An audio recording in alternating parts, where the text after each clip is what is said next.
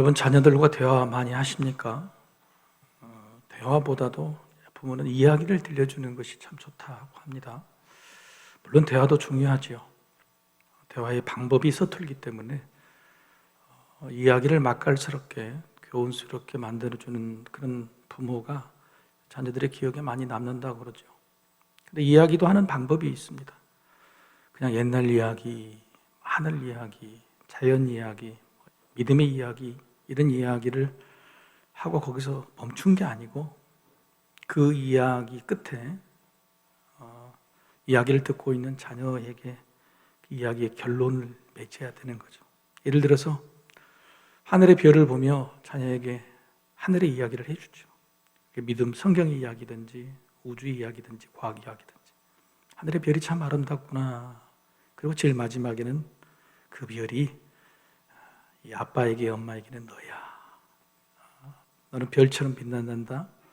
이렇게 마무리를 해주는 것, 이야기가 사랑이 되는 거죠. 욥이 하나님께 듣는 이야기가 바로 이런 이야기입니다. 하나님이 나타나셔서 우주 만물에 대한 해, 달, 별 막 이런 이야기를 하시잖아요. 그렇게 하시다가 마지막 부분에는 동물 이야기로 들어오시죠. 근데 그 동물 이야기를 하시면서 뭐라 그러냐? 그 최고의 동물이 바로 너란다. 너도 그렇게 만들었단다.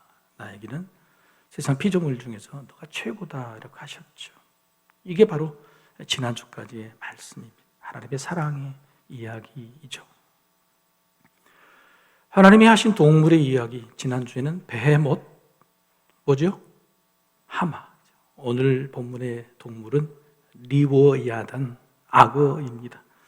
리워야단이라는 말은 히브리어 헬라어가 아니죠. 아랍어입니다. 당시 이스라엘은 악어가 없었던 것 같습니다. 그래서 표현할 말이 리워야단을 따와서 악어라고 이렇게 해석했던 것 같죠. 악어라면 그렇게 좋은 이미지가 아닌데 왜 이런 동물을 거론하셨을까? 성경에서 악어에 대한 사용례를 보면 하나님께서 하나님의 자녀인 이스라엘 백성들을 괴롭히는 바로 이집트, 애굽의 왕, 바로 왕에게 리워야단 이렇게 말했습니다.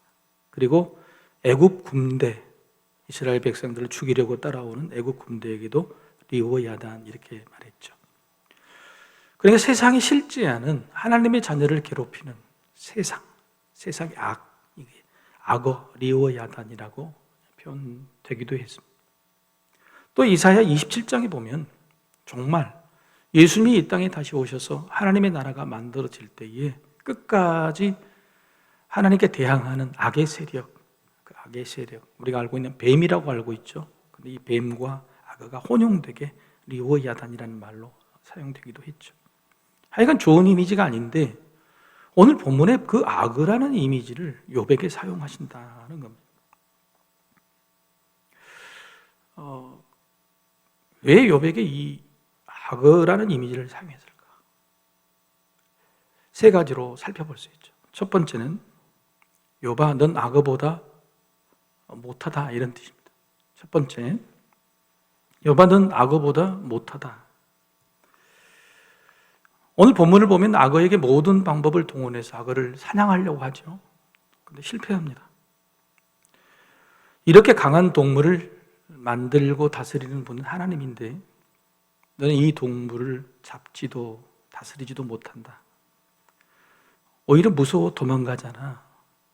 그런데 그런 욥, 네가 나에게 대항을 해. 이런 내가 만든 피조물 중에 하나도 제대로 다스리지 못한 네가 이 모든 피조물을 만든 나에게 대항을 해.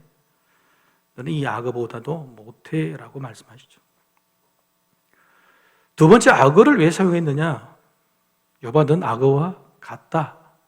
악어와 같다. 악어보다 못하다가 두 번째는 악어와 같다. 41장 34절에 이렇게 기록되어 있죠. 그것은 모든 높은 자를 내려다보며 모든 교만한 자들에게 군림하는 왕이니라. 그것은 악어를 말합니다.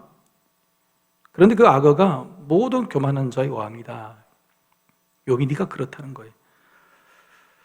악어가 제 잘난 맛에 교만하듯이 욥 너의 의, 너의 믿음 그것으로 교만한 사람 중에 최고의 교만한 것 같다. 모든 믿는 자의 의보다 네가 더 최고의 의가 아니라 모든 교만한 사람 중에 최고로 교만한 것 같다. 넌 악어와 같다. 이렇게 말씀하고 있죠.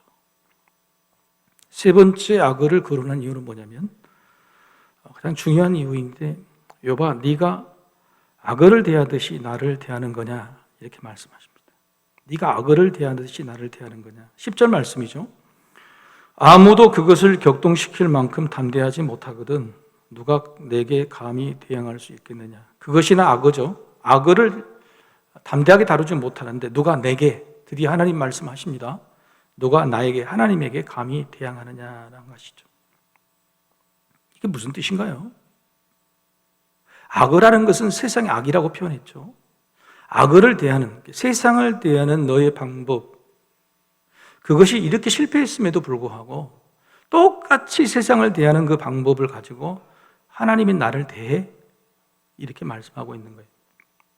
이게 무슨 뜻이냐면 친구들과의 관계를 염두에 두고 하신 말씀이 그동안에 친구들과 대화, 논쟁을 했죠.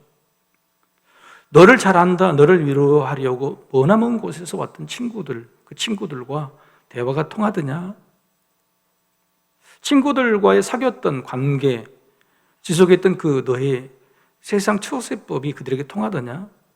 친구들과 함께 하나님에 대해서, 진리에 대해서 옳고 그름에서 따질 때에 그게 서로 소통이 되더냐? 결론이 나더냐? 여봐, 세상의 방법, 삶의 방법으로는 이런 고난, 어려움, 문제 해결, 성취나 성공의 정답을 찾을 수 없어. 오늘 악어를 잡는 것에 실패하듯. 세상의 악어니 세상을 잡을 수 없어. 세상에 실패할 수밖에 없어. 여기 답이 없어. 그런데 그렇게 실패한 세상을 대하는 방법, 친구 관계도 실패한 내가 똑같은 그 방법으로 나를 대하려고 해?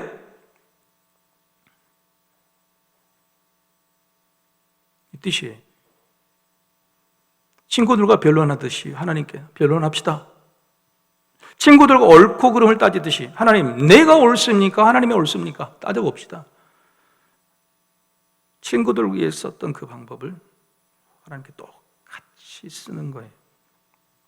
정리하자면 악어를 등장시키신 이유는 교만을 설명하시려는 겁니다. 욥의 세 가지 교만, 악어보다 못하다, 악어와 같다, 악어를 대하듯이 나를 대한다. 이 세 가지 교만 중에 최고의 교만은 세상을 대하는 방법으로 하나님을 대하는 그 태도를 지적하시는 거죠. 하지만 언감생심 동방의 의인 욥이 하나님께 대항하고 따지고 하나님을 무시했겠습니까? 그런데 오늘 본문에는 하나님 바로 그것을 기가 막히게 파고드신 거예요. 겉으로 보기에는 무시하고 따지지 않는 것처럼 굉장히 하나님을 존중하는 것처럼 버티고 있는 것처럼 보이는 욥.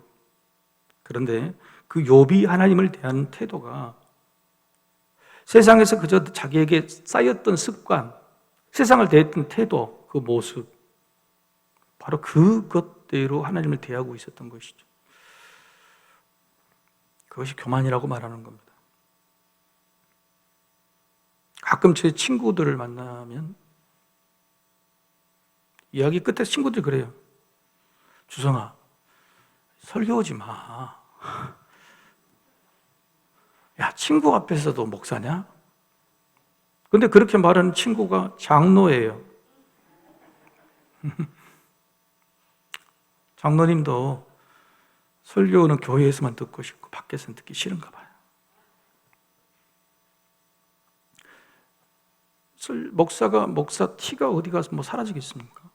말하는 설교투가 사라지겠습니까? 그런데 어쩔 수 없이 배워버린 나의 태도나 자세를 누구에게 고집한다면, 누구에게나 적용하려고 한다면 적어도 그 사람과 하나가 될 수 없죠. 그것은 존중도 사랑도 아닙니다. 이전에 한소망교회에서 사역을 했었습니다. 한소망교회는 파주에서 운정집으로 일산에서 파주로 옮기는 곳에 굉장히 커다란 예배당을 지었죠. 4,500성이나 되는 본당이 기둥이 하나도 없어요. 들어가 문장하고 거룩함을 느낄 수밖에 없는 곳인데, 그렇게 짓고 나더니 매주마다 100명, 200명씩 새가족이 몰려오는 겁니다. 교회에 이렇게 몰려오는 새가족을 보면서 얼마나 마음이 벅찼는지 몰라요. 근데 오늘 주일 예배 때 한 새가족이 본당에 들어오자마자 마치 다른 분처럼, 제가 그랬던 것처럼 너무 놀리고 입을 떡 벌리는 거예요. 본당의 그 웅장함과 거룩함을 보고. 그런데 그 이후에 오히려 제가 그 사람을 보고, 그분을 보고 놀라고 말았어요. 그분이 입을 떡 벌리고 나서 하신 행동이 뭐였냐면 이렇게 하신. 여러분, 이게 뭐죠? 예, 불교에 가면은 부처님 앞에 합장하는 거죠. 합장. 알고 봤더니 그분은요, 오랫동안 불교를 정말 열심히 믿었던 분이에요. 그런데 예배당에 딱 들어오니까 자기도 모르게 자기에게 오랫동안 배어있던 습관, 자세, 태도가 그대로 그렇게 나오는 거죠. 여러분, 이게 나무랄 일이나 비웃을 짜고 하는 말씀드린 게 아닙니다. 자기도 모르게 나오는 태도예요. 우리가 하나님을 대하는 태도, 혹시 이런 모습이 있지 않을까요? 세상을 대하는 태도, 그것을 구분하지 못하고 오늘 이 예배당에 와서 똑같이 하나님을 대하고 있지는 않습니까? 오늘 본문에서 하나님은 니오 야단, 세상의 악을 대하는 사람의 태도, 그 태도로 하나님을 대하면 안 된다 하면서 세상을 대하는 사람의 세 가지 잘못된 태도, 그러나 실패할 수밖에 없었던 세 가지 태도를 말씀해 주세요. 첫 번째는 속임입니다. 속임. 1절과 2절의 말씀이죠. TV에서 낚시 프로그램이 생긴 다음부터 낚시 인구가 5배 이상 늘었대요. 근데 여러분, 낚시가 뭐죠? 낚는 거죠. 누군가가 옆 사람에게 낚였다 그러면 무슨 뜻이죠? 너 낚였어 그러면? 너 속았다 이런 뜻이잖아요. 그래서 낚시라는 말은 속임 그 자체예요. 심지어는 요즘은 미끼조차도 쓰지 않죠. 미끼조차 루어로 거짓말로 만들잖아요. 오늘 보면 1절과 2절이 낚시 이야기를 합니다. 리오 야단, 악어를 낚시로 잡는다, 갈고리로 잡는다. 악어를 속이려 했다. 세상인 악어를 속이려 했다. 그러나 실패했다. 놀랍게도 세상도 잘 속지 않는데 세상을 속이려는 너의 원래 태도, 세상을 대하는 태도로 하나님을 속이려고 해. 이 말이에요. 자, 그렇다면 욥이 하나님을 속인 적이 있습니까? 욥이 동방의 의인이잖아요. 하나님의 자랑이잖아요. 그런데 고난이 딱 온 다음부터는 어떻게 되느냐? 입으로는, 여기 2장에도 나오면 입으로는 하나님을 저주하고 원망하지 않았다. 친구들 앞에도 난 하나님을 사랑한다, 하나님을 원망하지 않는다, 불평하지 않는다. 그러나 시종일관 그의 입에서 나온 말, 그의 마음속에는 하나님을 원망하고 불평하고,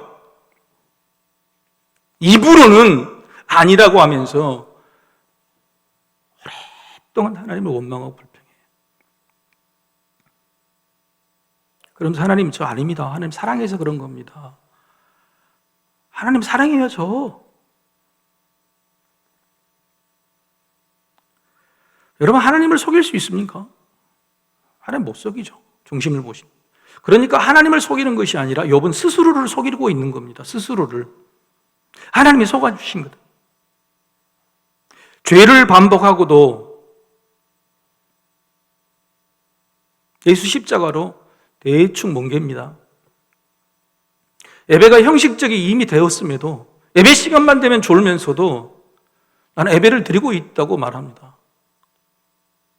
물질에 대해서 하나님을 제외한 지가 오래됐으면서도 자기 형편거처질 알아두실 것이라고 자기 스스로를 속입니다.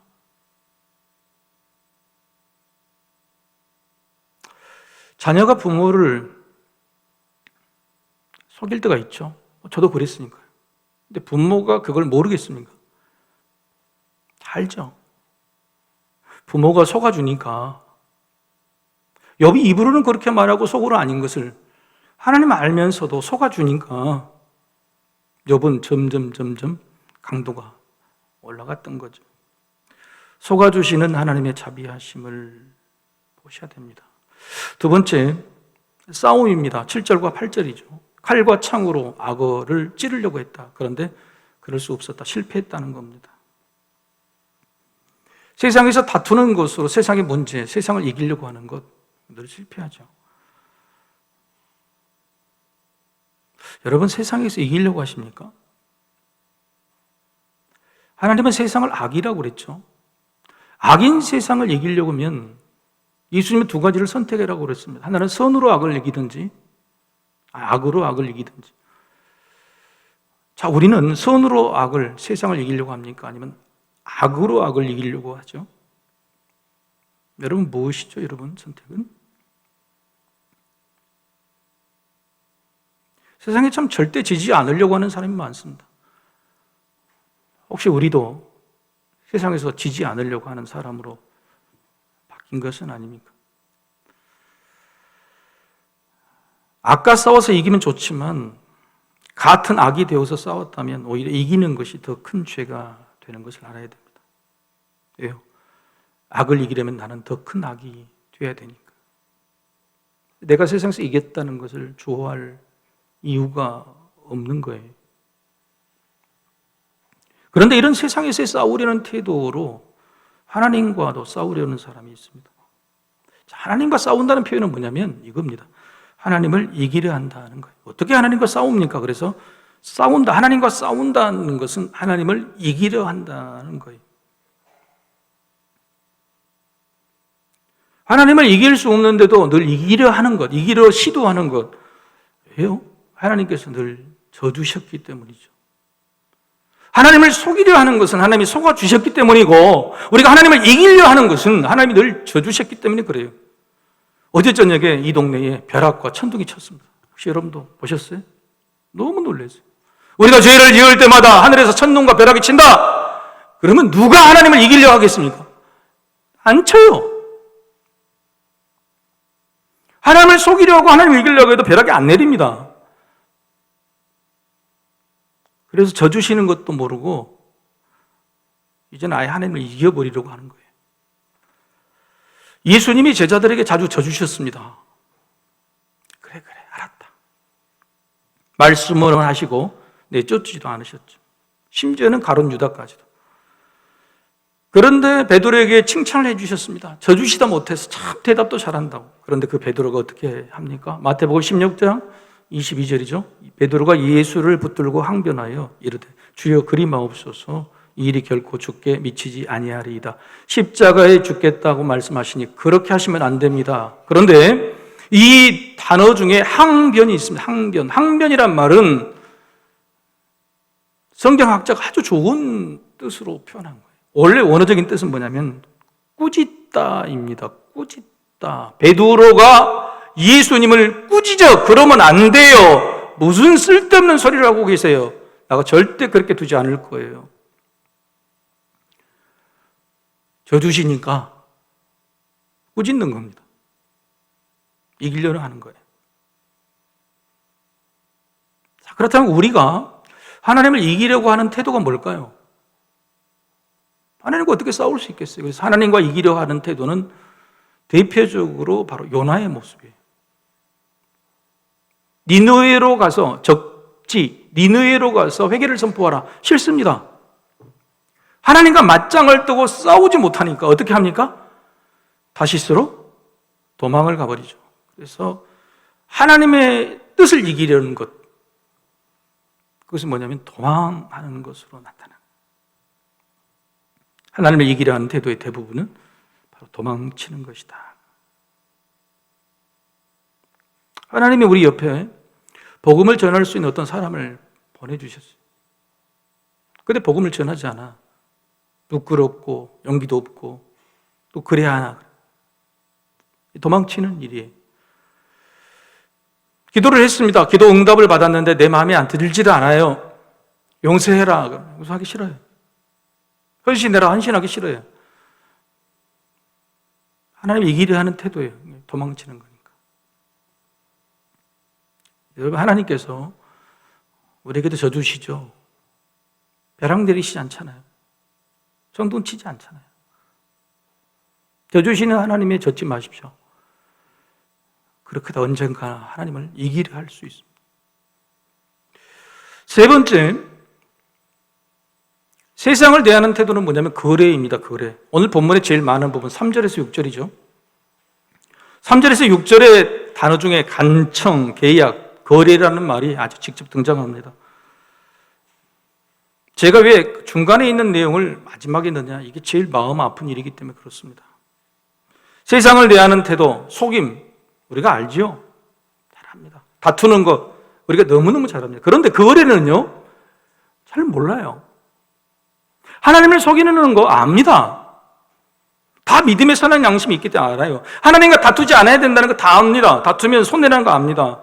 그런데 마지막에 세 번째 거래, 이건 너무 우리가 그렇게 하면 안 됨에도 불구하고 아주 사용하는 거예요.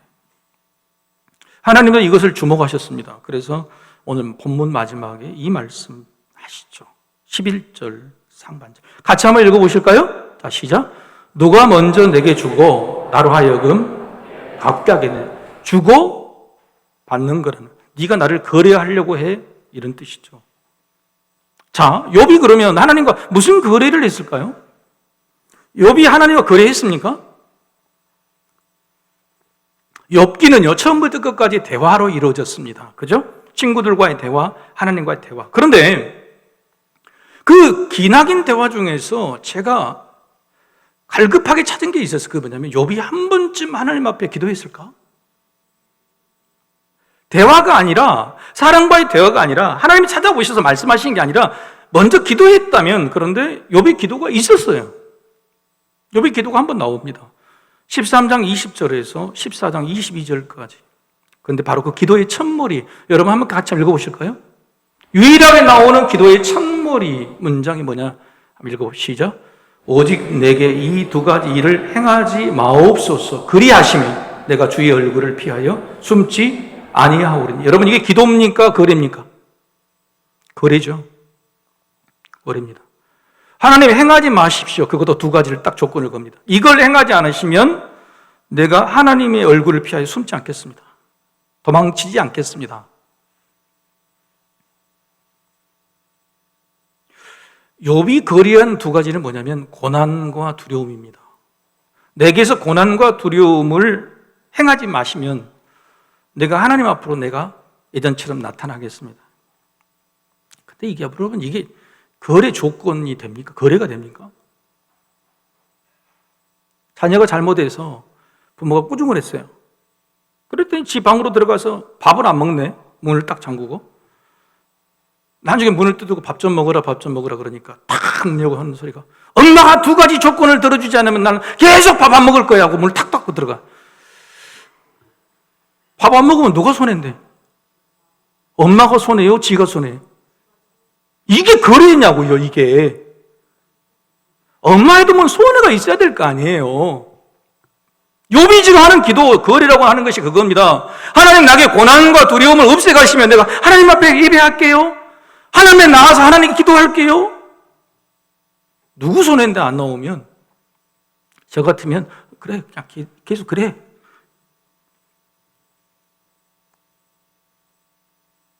하도 어이가 없어서 13장에, 욥기 13장에 욥이 겨우 기도한 그 기도가 하나님 마음에 드시지 않았는지 입을 다무시죠. 대답하지 않으십니다. 그리고 나서 오늘 41장에 와서 한마디 하시는 거예요. 네가 나하고 거래를 하자고.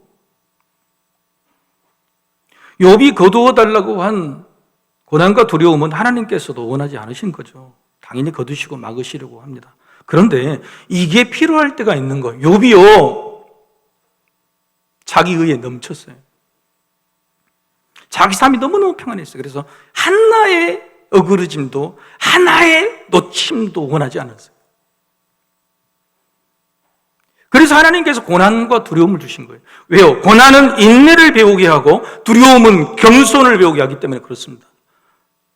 이미 교만에 이르도록 교만의 왕이 되어버린 욥에게 하나님께서 사탄과 거래, 그것은 보이는 것이고 욥에게 이게 필요했기 때문에 고난과 두려움으로, 고난을 통해서 인내를, 두려움을 통해서 겸손을 배우게 하시려. 그게 꼭 필요한 때였기 때문에 그렇습니다. 아니, 세상을 대하는 태도, 세상을 이기는 방법은요, 우리가 늘 쓰던 속임, 다툼, 거리가 아니에요. 그것은 인내고, 그것은 겸손이에요. 우리에게 꼭 필요한 것들, 우리는 불편하지만, 고난과 두려움이 너무너무 불편하지만, 우리에게 꼭 필요한 그것들을 알아서 주시는 하나님, 그 하나님께 우리는 무지하여 자기 요구, 자기 욕심을 관찰하려고 심지어 거래까지, 세상의 방법인 거래까지 하나님께 서슴지 않고 행하는 존재가 바로 우리라는 거예요. 놀랍게도요, 세상을 대하는 태도로 하나님을 대하는 이 욥에게 하나님은 똑같이 대하지 않으셨어요. 본문 마지막에 11절 하반절에 이렇게 말씀하세요. 온 천하에 있는 것이 다 내 것이니라. 야, 욥아, 세상 것이 다 내 것인데 네가 지금 주라 말라 네가 하는 것이요? 그 뜻이 아닙니다. 욥아, 지금 네가 나에게 거래하려고 하느냐? 그럼 거래를 한번 해볼까? 내가 너에게 준 생명, 내가 너에게 준 가족, 너에게 준 행복, 너에게 준 물질, 내가 준 믿음, 거리라고 그러면 내가 너에게 준 이것들의 합당한 가치, 합당한 것으로 대가를 치러야 되지. 자, 내가 너에게 준 생명의 대가, 합당한 대가를 치르렴. 내가 너에게 준 가족, 거기다 합당한 대가를 나한테 치러야지. 그게 거리지. 내가 너에게 준 믿음, 거기다 합당한 대가를 나에게 치러야 돼. 그게 거래지. 이게 거래가 가능한 거니, 욥아? 욥아, 나는 너에게 모든 것을 다 줄 수 있어. 세상 모든 것이 다 내 것이고 난 너를 사랑하기 때문에. 그런데 너는 겨우 거래하려고 하는 거야? 하나님은 입에 욥에게 똑같이 속임도 다툼도 거래도 아닌 다 주실 수 있다. 세상 모든 것이 다 내 것이니까 이렇게 말씀하세요. 참 하나님 멋지세요. 여러분 말씀의 제목이 뭐죠? 이제 보십니까? 한번 따라해 봅시다. 멋지신 하나님. 멋지신 하나님. 하나님을 세상을 대하는 똑같은 방법으로 속이고 다투고 거리하는 우리에게 하나님은요, 속아주시고 져주시고 우리 필요한 것을 알아서 다 주시는 하나님. 멋지신 하나님이 멋지신 하나님. 욥이 어느 시대 사람인가? 분분합니다. 아브라함 시대, 다윗 시대, 그 이후의 시대. 근데 제가 분석하기로는 다윗 시대의 사람 같아요. 왜냐하면 솔로몬 시대에 수많은 구약에 있는 성경들이 다시 집대성되었어요. 그럴 때 편제된 것이 욥기 아닌가. 왜요? 욥기와 시편이 같은 시가서입니다. 그럴 때 이 시편을 집대성한 것이 솔로몬이었거든요. 그러니까 욥기 또한 솔로몬이 집대성했다면 가장 최근의 역사 자료가 남아있는 아마 다윗, 솔로몬 앞에 다윗 시대가 아닌가. 그래서 저는 욥하고 다윗을 같은 시대의 사람으로 봅니다. 다윗을 좀 비교해 볼까요? 여러분 다윗이 쓴 시편의 시 중에서 제일 확실하게 알고 계신 시편이 23편이죠. 이분은 말씀을 잘 하시더니 23편. 시편 23편. 자, 시작. 여호와는 나의 목자시니 내게 부족함이 없으리로. 내게 부족함이 없으리로라고 고백하는 이 시편은 어디서 썼을까요? 쉴 만한 물가 푸른 초장에서 썼습니까? 아니죠. 사망의 음침한 골짜기에서 썼습니다. 원수의 목전 앞에서 썼어요. 내 생명이 오락가락하고 부족함이 너무너무 많은, 아무것도 갖출 수 없는 그 자리에서 내게 부족함이 없다, 이렇게 고백하고 있어요. 이해가 되질 않죠. 어떻게 그렇게 할 수 있을까? 다시 이런 믿음이 이렇게 좋을까? 그 대답을 저는 시편 23편에 연결되어 있는 24편에서 찾았습니다. 24편 중반쯤 보면은 전쟁에 능하신 여호와, 문드러운 머리를 들지어다. 영광의 왕, 승리의 왕, 전능하신 왕이 들어간다. 승리할 것이다. 나는 이 원수의 목전 앞에서 이 전쟁에 나는 승리하게 될 것이다. 전쟁에 능하신 여호와가 있기 때문에. 할렐루야. 그렇게 고백하고 있어요. 그런데 바로 그 23편과 24편을 연결하는 그 믿음이 생기는 기초가 뭐냐? 그게 바로 24편 1절이죠. 24편 1절 우리 같이 한번 읽어보겠습니다. 시작. 땅과 거기에 충만한 것과 세계와 그 가운데 사는 자들은 다 여호와의 것이로다. 원수도 여호와의 것이요, 제일 많은 물가 푸른 초장도 여호와의 것이요, 전쟁도 여호와의 것이니 내가 무슨 부족함이 있으리요. 다윗의 고백은, 다윗의 믿음은 고난 앞에서도 부족함이 없다고 고백하는 그 위대한 승리는 온 세상이 하나님의 것이고 그 하나님이 나의 아버지라는 사실을 믿었던 믿음이 있던 거죠. 욥에게는 그게 부족했어요. 하나님께서 나타나셔서 하신 말씀이 바로 이 말씀. 다윗의 고백 시편 8편 4절에서 9절 말씀을 우리 좀 길지만은 같이 한 목소리로 읽어보겠습니다. 시작. 사람이 무엇이기에 주께서 그를 생각하시며 인자가 무엇이기에 주께서 그를 돌보시나이까. 그를 하나님보다 조금 못하게 하시고 영화와 존귀로 관을 씌우셨나이다. 주의 손으로 만드신 것을 다스리게 하시고 만물을 그의 발 아래에 두셨으니 곧 모든 소와 양과 들짐승이며 공중의 새와 바다의 물고기와 바닷길에 다니는 것이니이다. 여호와 우리 주여, 주의 이름이 온 땅에 어찌 그리 아름다운지요. 왜 다윗이 부족함이 없다고 이야기했을까요? 방금 이 고백인 거죠. 세상의 모든 만물을 만드시고 사람을 만드셨는데 사람은 하나님보다도 조금 못하게 만드셨어요. 그리고 세상의 모든 피조물들을 사람에게 다스릴 권한을 줘버린 거예요. 세상 모든 피조물을 사람이 다스리도록 사람에게 다 주셨다는 겁니다. 몰랐어요. 그런데 눈을 떠서 자연 만물을 보니 하나님이 내게 주신 이 자연 만물이 어찌 그리 아름다운지요. 어찌 그리 아름다운지요. 하나님이 다 주셔서 내게 부족함이 없습니다. 그렇게 고백하고 있는 거죠. 여러분, 우리는 이미 다 받았습니다.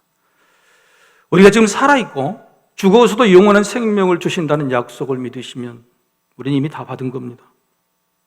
여러분, 자연 만물, 숨을 그대로 쉬고 공기를 마시고 물을 마실 때 여러분 값을 지불하십니까? 지불하지 않으십니까? 지불하지 않는다면 이미 그건 여러분의 것이죠. 여러분이 하나님께 받은 것이죠. 여러분이 죄인임에도 불구하고 그 죄를 용서받고 영원한 영생, 천국 구원을 받게 된 것, 그게 대가를 지불하셨습니까? 지불하지 않으시고 그 약속을 받아 누렸다면 여러분 다 받은 것입니다. 우리는 이미 다 받았습니다. 다 받은 우리가 다 주신 하나님 어떻게 대하고 있는 것일까? 속이고 다투고 거리합니까? 우리는 우리 멋대로 행하고 있지 않는, 우리 멋대로 하나님을 대하고 있지는 않습니까? 한국 교회가 사람 멋대로 하나님을 대하고 있지는 않습니까?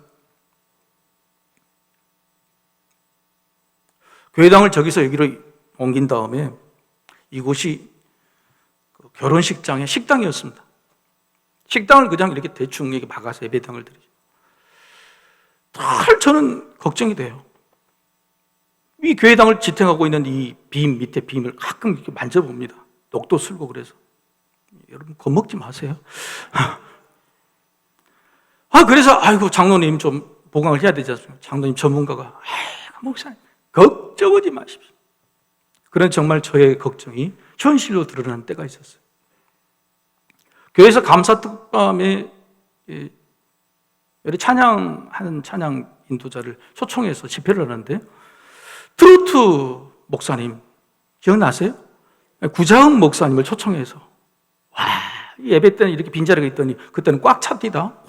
다 오셔가지고 집회 마지막 부분에 구자흥 목사님이 전부 성도들 이렇게 세우셔서 우리가 몸으로 찬양한다고 손을 올리고 엉덩이를 흔들게 만드시. 모든 성도님들 얼마나 은혜를 받으신지 몰라. 박수를 치고 막 할렐루야 외치고 찬양을 하는데 단 한 사람만 은혜를 못 받았어요. 누굴까요? 저는 그 순간 기도하고 있어요. 주여, 주여, 무너집니다. 무너집니다. 이 빔 프로젝트가 얼마나 떨리는지 화면이 왔다 갔다 하는 거예요. 모든 사람이 하나님을 찬양하고 있을 때 저만 주여 무너집니다. 주여 무너집니다. 구자흥 목사님, 뽕짝 목사님, 뽕짝 가수, 뽕짝 찬양가도 인생이 무너진 사람이었어요. 그가 트로트로 하나님을 찬양하기 시작했을 때 교회에서 쫓겨났습니다. 모든 것이 다 사라져갔어요. 많은 것을 포기해야 했다고 합니다. 정말 포기해야 될까? 내가 이 뽕짝으로 트로트로 하나님을 찬양을 포기해야 될까 할 때에 하나님께서 주신 말씀. 이건 나를 위한 포기가 아니라 하나님을 위한 포기다.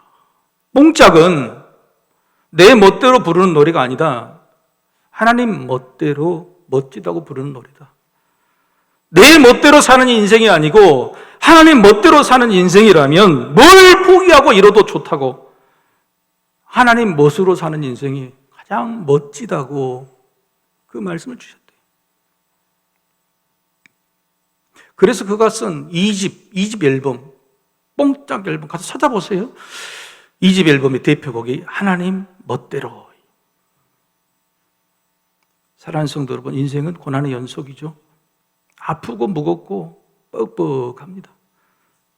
그런데 그런 인생이라도 내 멋대로, 내 법대로, 하던 대로 살면 다윗처럼 노래가 아니라 욥처럼 원망과 불평만 나오게 될 것입니다. 심지어 내 멋대로, 내 멋대로 하나님을 믿으면 하나님과도 속이고 다투고 거리하게 될 것입니다. 여러분, 바꾸십시다. 욥이 아니라 다윗처럼. 내 멋대로가 아니라 하나님 멋대로 살면 하나님 법대로 복을 주실 것입니다. 속아주시고 져주시고 다 주시는 하나님, 온 천하가 다 내 것이라. 눈만 들면 숨만 쉬면 누구나 느낄 수 있는 하나님의 멋짐에 다윗처럼 여호와우리 주여, 주의 이름이 온 땅에 어찌 그리 아름다운지요. 이렇게 찬양하고 고백하는 인생, 여러분의 멋진 인생이 되기를 간절히 축복하고 소망합니다. 우리 다 같이 일어나셔서 우리 하나님을 찬양하십시오.